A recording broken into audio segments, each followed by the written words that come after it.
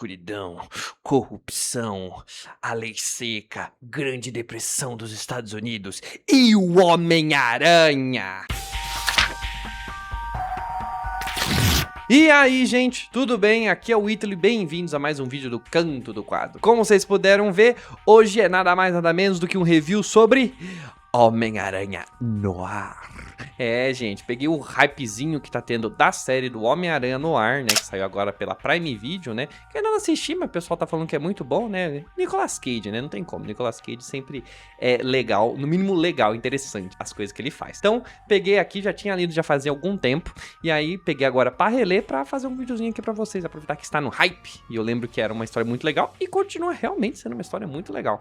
E aí vim aqui fazer esse reviewzinho pra vocês dos dois primeiros arcos de história que tem do personagem, né, que depois, quando teve toda a questão do Aranhaverso, que ele apareceu lá e tudo mais, ele virou um personagem mais famosinho, e aí ele agora tem outros quadrinhos e tudo mais, mas os dois originais que tá saindo em 2008 e 2009, que estão compilados aqui nessa ediçãozinha da Salvat, que eu comprei já faz uns bons anos, e vim aqui fazer um review pra vocês. Se você nunca viu nenhum vídeo meu, prazer, meu nome é Ítalo, bem-vindo ao Canto do Quadro, e já mete o dedo no like, já se inscreve no canal, e depois veja outros vídeos de review aqui que eu faço. Então, vamos lá sobre o quadrinho. Então, primeiramente, eu acho que vale a pena falar o que é noir e tudo mais. É aqueles filmes que tem de corrupção, detetives, toda aquela vibe escura, cidade chuvosa, muitas vezes preto e branco, femme fatale, época da lei seca, e por aí vai. Todas essas vibes, né, de investigador particular e por aí vai. É um gênero que ficou bastante famoso antigamente, né, no cinema mais antigo, lá pros anos 40, 50, né, esses filmes tinham bastante filme, e aí hoje tem outros filmes, né, que puxam bastante disso, mas é uma estética muito bacana que sempre aparece alguns filmes utilizando. E a Marvel pensou em 2008, pô, vamos, e se a gente fizer um universo noir? Vamos ver de fazer isso? Aí eles fizeram.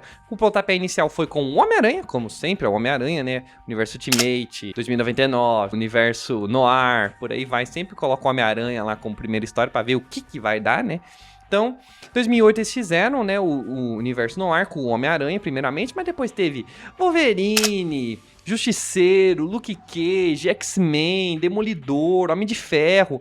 As melhorzinhas que eu lembro que eu li era do Wolverine, que ele é um detetive que usa, em vez de usar, dá tiro e tudo mais, ele coloca umas facas aqui, então por isso que ele é o Wolverine. O Homem de Ferro é muito interessante, que aí já é uma vibe meio mais pulp, mais assim, meio Indiana Jones, por aí vai, que é um comum desses tipos de história também, né? E o universo noir também pega muito da literatura pulp, né? Também, né? Então ele, que é muito comum, que tinha o Robert G. Howard, as histórias do Sherlock Holmes e por aí vai. Então também tem essa vibe em algumas histórias dessas. Então, do Homem de Ferro é legal, a do Wolverine, a do Luke Cage é bem bacana também, e a do Justiceiro. As dos X-Men eu achei horrorosa, o do Demolidor eu achei bem fraquinho também, mas a melhor, incrivelmente, como sempre, é a do Homem-Aranha, do amigão da vizinhança. Então, vale a pena agora falar em si sobre o que é essa história, quem é a equipe criativa e por aí vai. A equipe criativa nessas duas primeiras histórias é o David Hine e o Fabrizio Sapolsky, um nome difícil, foram os roteiristas nessas histórias, e a arte das duas histórias é do Carmine Di Giandomenico. É um nome difícil, é um nome, não é nenhum nome fácil dos caras dessa equipe criativa desse quadrinho.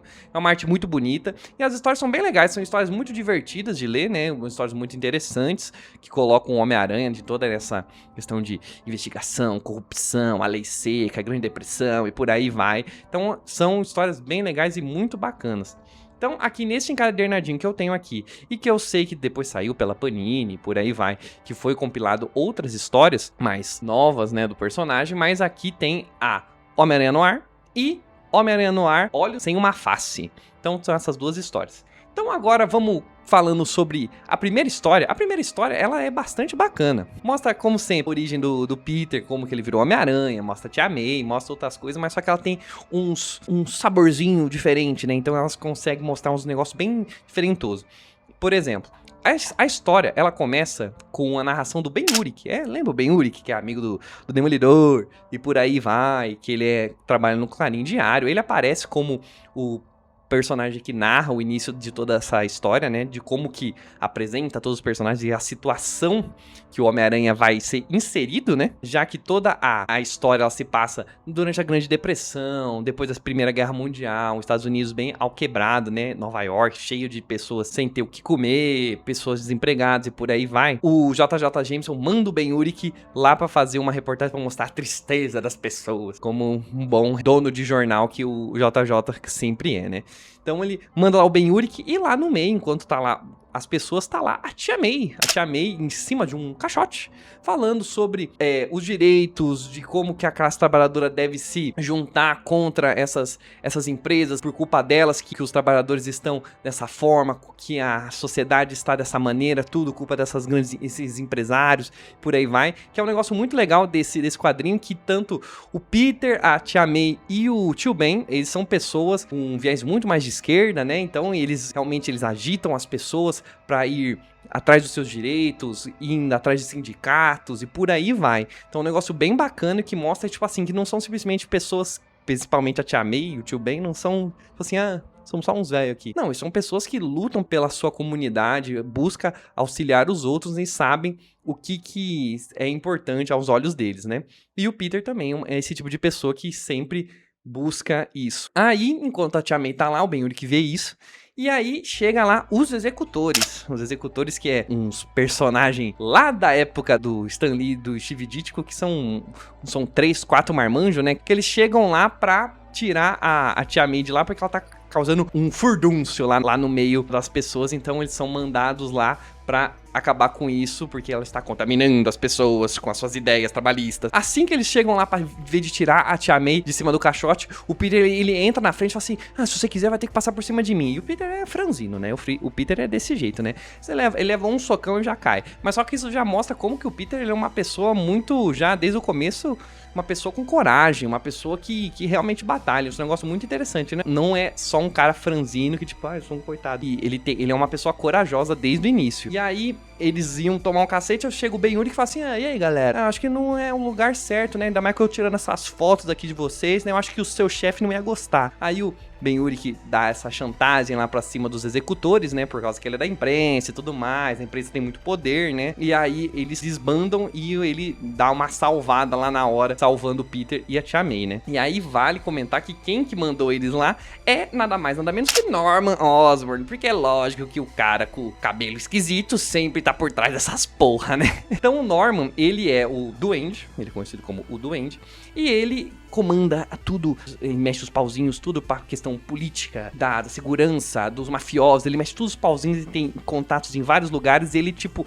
é a pessoa mais importante da cidade, basicamente, por causa que ele oferece proteção, ele consegue chantagear vários políticos e por aí vai. Ele é um mestre do crime lá de Nova York, e aí ele que manda esses caras. E o Norman, ele é o causador da morte do Tio Ben nesse universo, porque o Tio Ben, ele estava ajudando, né, vários funcionários a se mobilizar para fazer um sindicato. Aí o empresário dessa empresa que estava tendo seus funcionários sindicalizando, né, ele foi lá, conversou com o Duende, com o Norman Osborn, falou assim, dá um jeito lá, porque o cara tá me querendo problema. Aí ele mandou toda a gangue dele, do Duende, ir lá e mataram o Tio Ben. Isso não foi pras imprensa nem nada do gênero, mas o Peter, ele sabe que foi a gangue do Duende que foi o causador da morte do Tio Ben. E aí a gangue do Duende tem os executores, tem o Kraven, né, que ele é ele anda com um macaquinho aqui, tem o Abutre, que é muito esquisito. O Abutre, ele é um personagem, assim, que teve um redesign, assim, pra essa história que é muito esquisito, que ele é um cara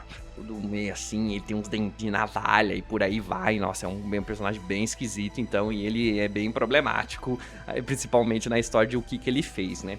E é tudo isso, e aí esses são a gangue do Duende que faz o trabalho sujo pra ele, né, de mexer os pauzinhos. E aí o Ben-Urich, ele limpa a barra pro Peter e pra Tia May, e ele leva eles embora, né, no carro dele. A Tia May, ela sobe pra casa deles, né, eles têm até, na casa deles, onde eles moram, é como se fosse um refugiozinho, né, pros mal afortunados, que eles podem ir lá, podem dormir, comer uma comida quentinha e por aí vai. Então eles fazem um bom trabalho pra sociedade, né, para os carentes. Aí a Tia May sobe, aí o Ben-Urich, ele vê que o Peter é aquele cara tá com raiva do mundo e por aí vai, que tipo assim, é tipo, ai, a gente tem que dar um jeito nessas pessoas e blá blá blá blá blá. Aí ele pensa assim, mano, eu vou mostrar pra esse moleque como que é realmente o mundo lá fora. Ele pega o Peter e ele leva lá pro Gata Negra, que é o maior inferninho que tem lá em Nova York, né, que tem a bebida, estamos na época da lei seca, né, bebida, mulher e por aí vai. E aí ele mostra lá pro Peter, né, que um monte de gente lá, tudo na mesma mesa é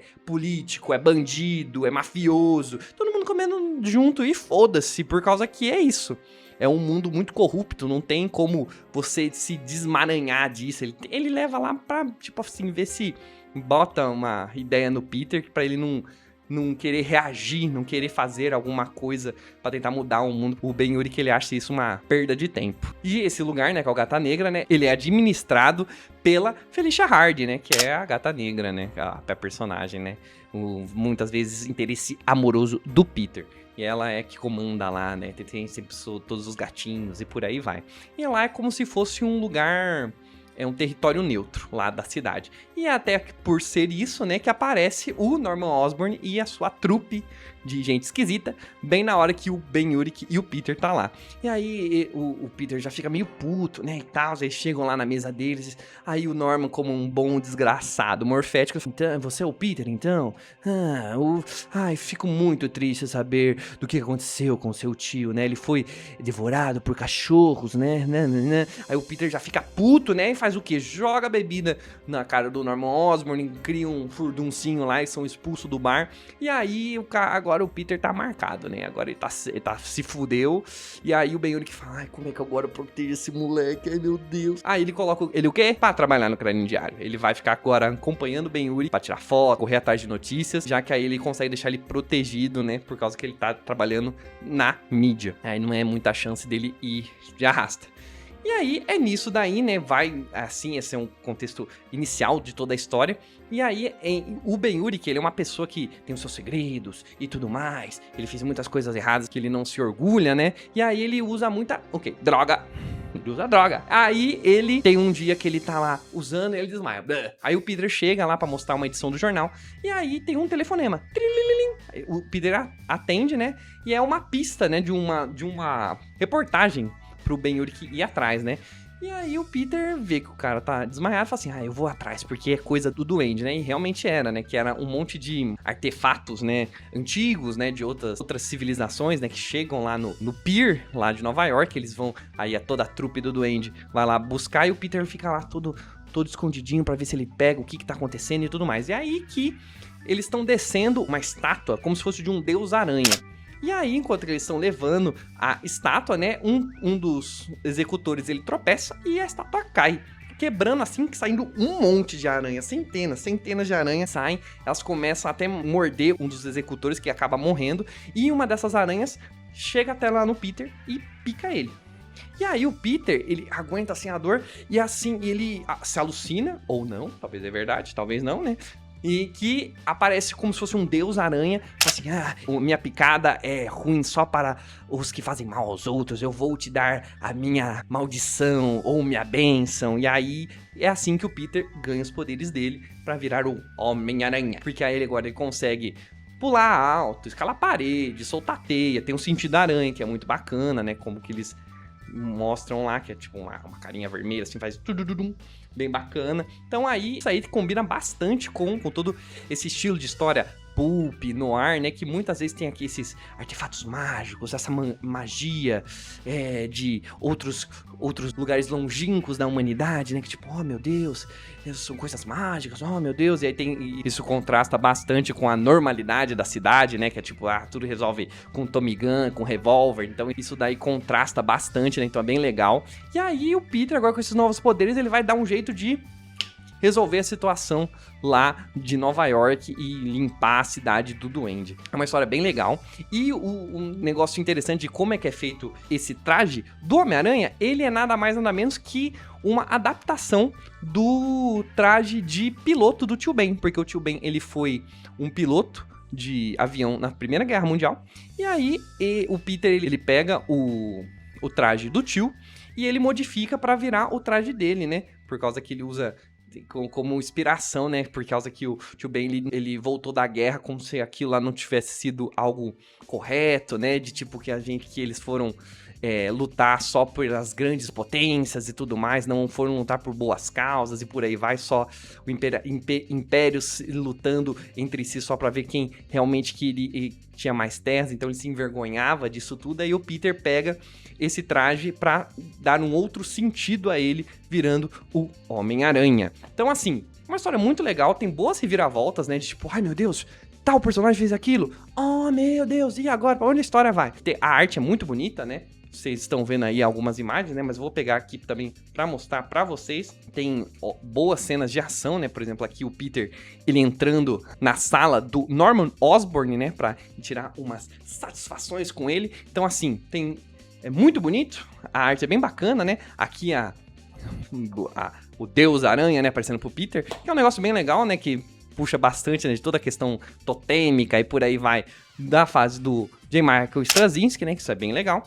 Então, assim, a primeira história do Homem-Aranha Noir, pô, bacana demais, uma história muito legal, mostra bastante como o Homem-Aranha consegue funcionar em um monte de história diferente, né?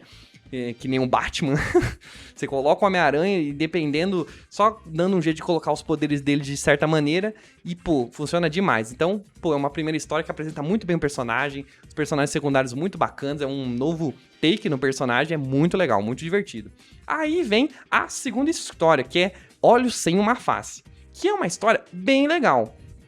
Mas só que assim, enquanto a primeira do Homem-Aranha Noir, ela tem um tom mais assim de tipo, o bem contra o mal, né, de limpar a cidade e por aí vai. Já essa segunda história, ela pega fatos, né, que ocorreram durante essa época, né, de Segunda Guerra Mundial, né, pós-depressão, a explosão, né, do partido do Bigodinho, né, como vocês bem sabem, lá na Alemanha e por aí vai, pra criar uma história bem mais pesada, assim, e que não tem necessariamente um final feliz.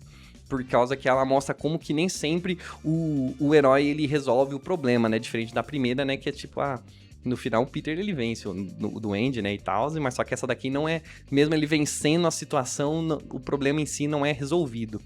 Porque o que é? Essa história, depois que o Duende ele foi derrotado, várias pessoas tentam pegar o lugar dele. E a pessoa que mais tá conseguindo fazer isso é o Mestre do Crime, que é outro personagem criado pelo Stan Lee e Steve Ditko, né, na fase clássica do Homem-Aranha, que eles utilizam ele pra ser assim, o novo possível Mestre do Crime da cidade. Então essa pessoa tá tentando pegar várias coisas que o Duende deixou, né, pra pegar o poder. Enquanto isso, tá ocorrendo também vários desaparecimentos de pessoas negras no Harlem.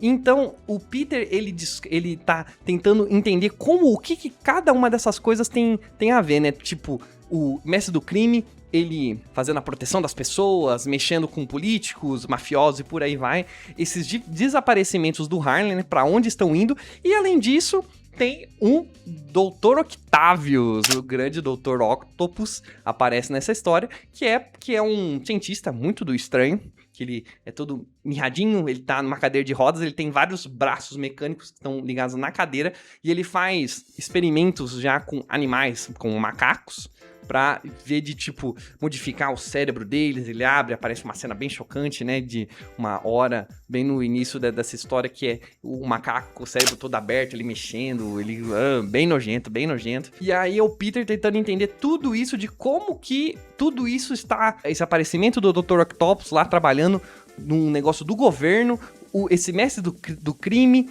e esses desaparecimentos das pessoas no Harlem. Como isso tudo gira em torno de um negócio só e como que ele vai poder fazer pra resolver isso tudo. Então é uma história bem mais pesada, ela é bem mais pesada, né, comparado à outra, né, de termos de racismo, xenofobia e por aí vai. Então é uma história bem mais pesada, mas muito interessante, né, de como que eles pegaram várias coisas que aconteciam naquela época, né, que é muito comum também das histórias pulp no ar, né, que é o combate ao nazismo, né. Então eles utilizam bem mais isso aqui nessa história. É uma ideia bem diferentona aqui, que na minha opinião foi bem legal. Ah, e vale um negócio comentar aqui, nessa segunda história também, além do Dr. Octavius, aparece também o Homem de Areia, que ele não tem o poder, né, de manipular areia nem nada do gênero. A única pessoa com poderes especiais, assim, é o Peter, e mais um outro personagem que ele é muito importante na primeira história, mas eu não vou falar por spoiler.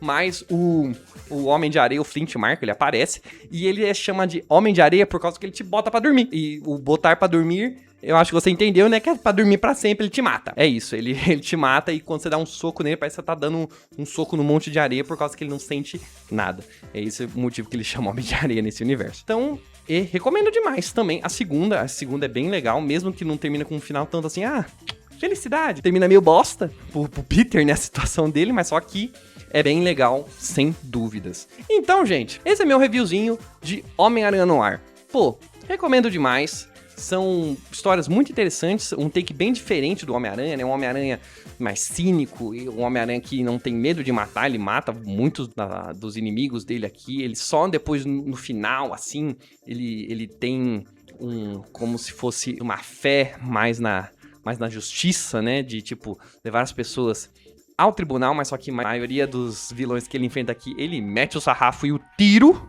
Então é bem legal, um personagem diferente. E bem legal a leitura, recomendo demais. Aproveitar que você tá no hype da série. Pô, onde que eu vejo o personagem, onde que ele veio? Só ler o gibizinho dele, que é, pô, muito, muito, muito, muito bacana. Recomendo demais. Então, gente, esse foi o vídeo. Espero que vocês tenham gostado. Foi uma leitura bem legal. E se você já leu, comenta aí no vídeo. Pô, Ítalo, eu já li, achei muito interessante. Fala sobre outros quadrinhos da linha Noir. Eu tenho todos aqui. Foi bem legal. A maioria, como eu comentei, né? Alguns são bem legais, outros são bem mais ou menos. Eu posso fazer um vídeo de recomendação de outros, se vocês quiserem, de fazer review de algum outro aí, só comentar aí embaixo. Mas é isso, gente. Se vocês gostou do vídeo até aqui, deixa o like, se inscreve, segue a gente no Instagram, @HQ_Canto do Quadro. E eu vejo vocês na próxima. Então, tchau, tchau. E eu vou embora como vento na escuridão.